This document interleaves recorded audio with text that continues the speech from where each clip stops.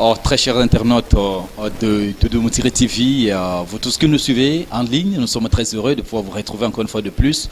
De premier abord, nous vous souhaitons nos vœux, nos meilleurs justement à travers cette tranche d'émission.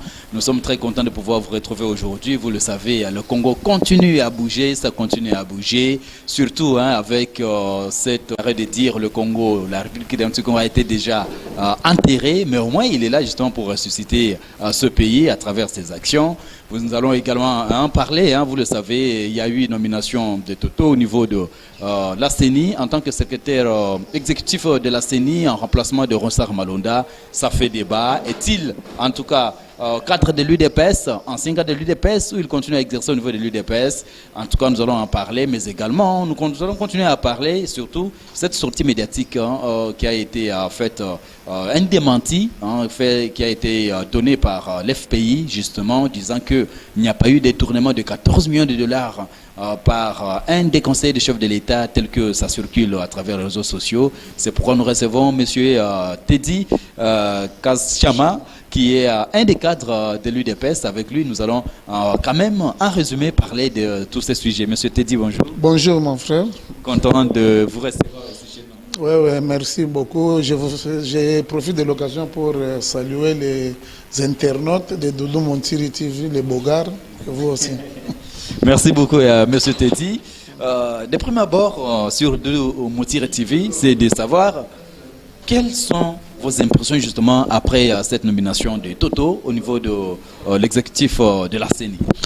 Non, bon, il faut que les gens sachent, il y a eu appel d'offres d'abord. On a fait l'appel d'offres. Moi, j'avais vu cet appel, mais tellement je n'étais pas intéressé, je ne suis pas expert en la matière, je n'ai pas pu postuler. Mais Toto a postulé. Il a été maintenu par la plénière. Ce n'est pas le président qui l'a voté, c'est une nuance à faire. Et je le félicite, je le salue, je souhaite un prompt travail. Une chose est vraie, il faut que les gens évitent de dramatiser les choses. Toto est-il membre de l'UDPS, oui ou non? Non, actuellement, mais il y a quelqu'un qui m'avait dit qu'il était dans le cabinet avant de devenir même pour la Mouka. Parce qu'il a été envoyé, il y a même une lettre, il a été envoyé un délégué de dynamique de l'opposition de Fayoul en 2018. C'est pour cela. Quand on délègue quelqu'un, c'est-à-dire c'était un expert à ce moment-là. Mais moi, je ne vois pas le problème là où ça doit se poser. Le problème, c'est au niveau de la dépolitisation de la CENI que tout le monde... La dépolitisation de la CENI, c'est selon les gens, selon la façon dont les gens concèdent cela.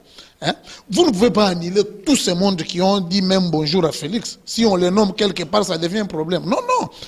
Si ce n'est pas, on ne parle pas de tribus, maintenant ça devient le problème qu'il a été fait. Comment on doit briver tous les rêves de ces gens pareils. Toto, il a postulé. Il est sorti, il y a eu un concours, c'est ce que les gens ne savent pas. Mais nous vous demandons, si vous les journalistes aussi, d'aider aussi la République. Vous savez, ce genre d'histoire, ça frise vraiment l'unité nationale, ça frise la concorde. Pourquoi tout ce monde,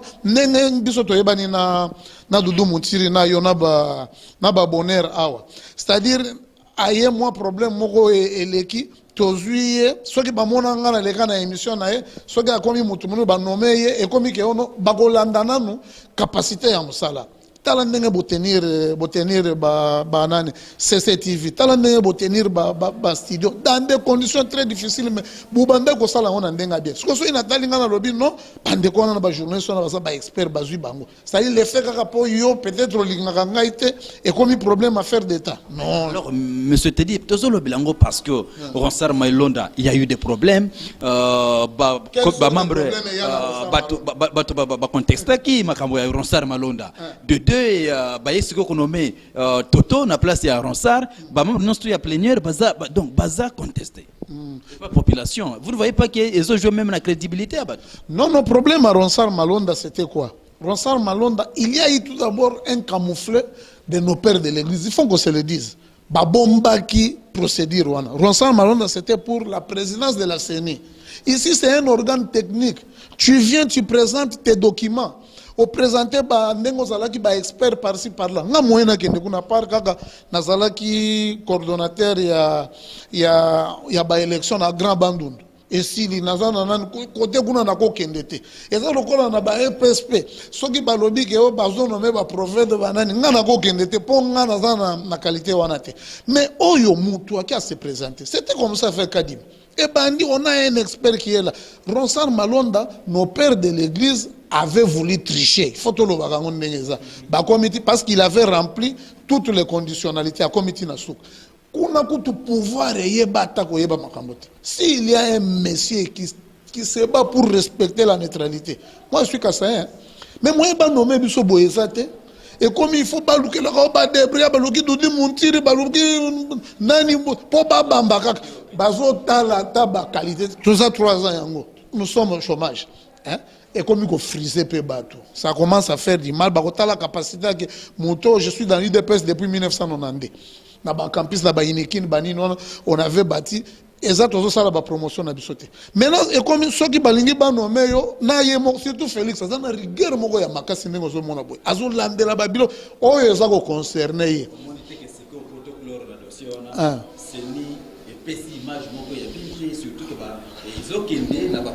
Non non, et go pesa image ya bien te kaka na ba perdant déjà d'avance. Muto azolo ba ko tricher déjà en 2023. Nous nous battons pour qu'il n'y ait pas un prophète déjà, il y a tricherie en 2023.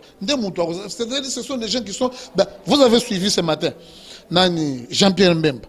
Jean-Pierre Mbemba, il a lobby, il a question, non, non, non, non. Souci dans les années est et bonga. Débat to soutenir nos armées, to soutenir nos gouvernements, to soutenir nos bakonzi ambok.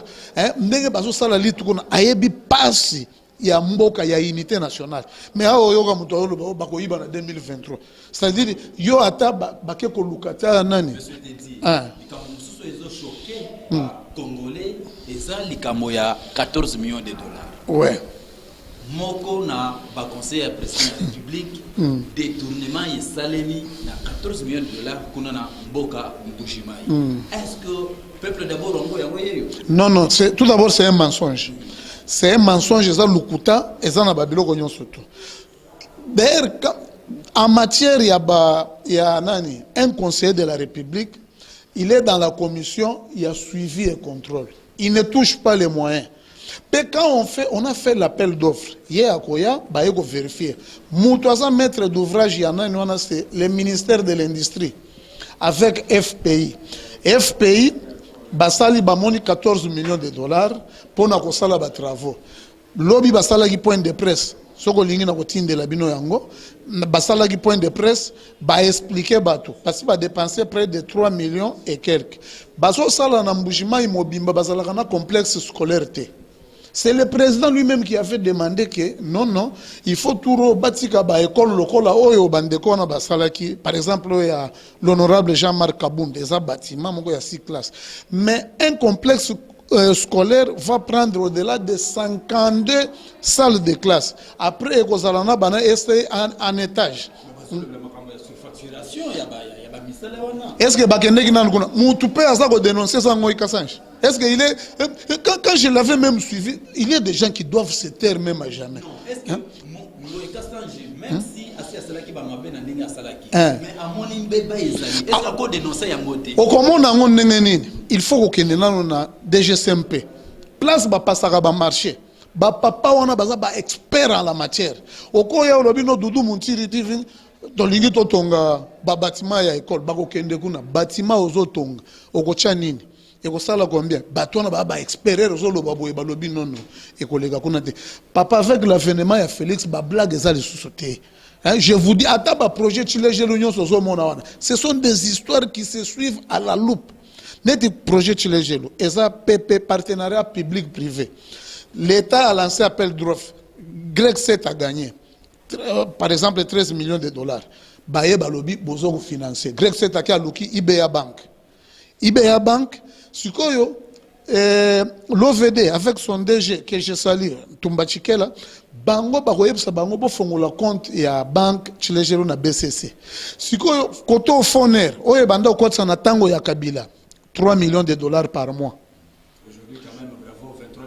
23 millions, 25 millions de dollars. Oyebi eza pona nini? Na chaque litre vendu, acheté, il y a carburant, vous en 100 francs congolais na kati. Après, vous en avez péage aux autres qui n'ont pas. Vous en avez tango yango moni mbongo soke koti balancer au zéro trou. Balancer projet ABM, balance. Non, non, non, non, papa mboga ezalaki ya kokufa. Mboga ezalaki ya kokufa.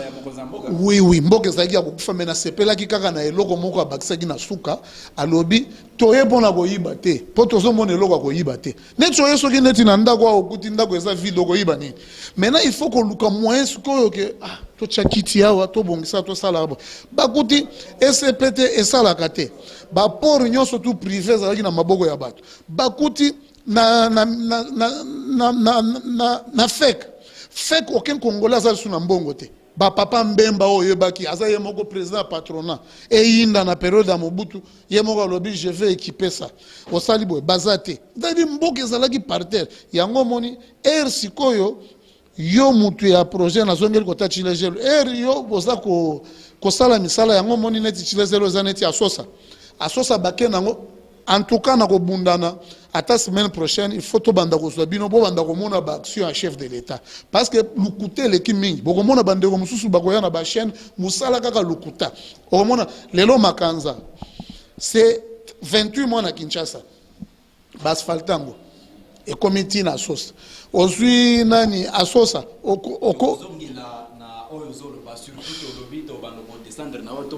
ouais ouais est-ce que na bref na kotali la projet non surtout président de la République a initié jusque là difficilement aboutissable est-ce que vous avez comment que 2023 vous aura pour eu des personnes non problème est ça que jusque là non to bandi dans le projet non détournement pour nanga s'il y a un régime qui fonctionne bien à temps plein au moins ce que les années tellement to mesana kina kanga munoko kolobelo te ata bazo yiba siko mbeza mutu nyonso to aza libre na mona ndeko moko otambola na ba TVA ndeko moko moyena tanga kombo na ye Félix bafuta ka 2 millions de dollars OK quand le ministère ya budget ko kuta bien hein c'est 27 millions de francs congolais c'est connu de tout le monde OK quand on a rubrique à rémunération ko mona yango mais ko mona mutu moko zo tambola il met des isani dans la tête pour vous dire problème moko oyo uti koloba eza yake biso tozalaki tokuti budget ya 4 milliards